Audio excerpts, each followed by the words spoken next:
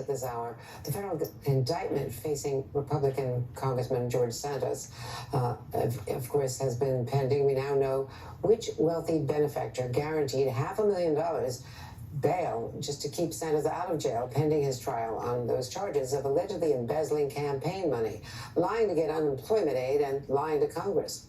So joining me now is NBC News senior Capitol Hill correspondent Garrett Haake and New York-based reporter and author Mark Chiusano, whose forthcoming book about George Santos is titled The Fabulist, and Tim Miller, writer-at-large at The Bulwark. So Garrett, first to you, who guaranteed his bail and why was Santos trying to keep it a secret?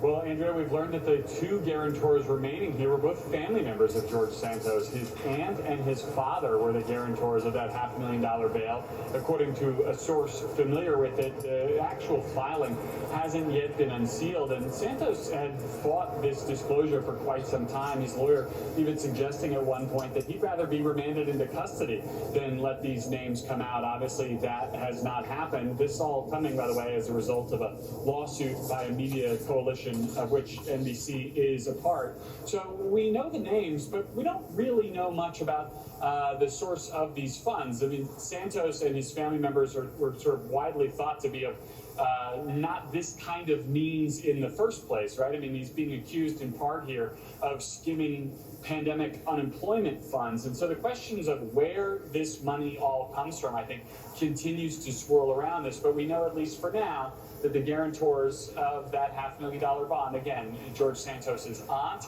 and his father, who's believed to be retired and have worked in construction, basically, earlier in his career, Andrea.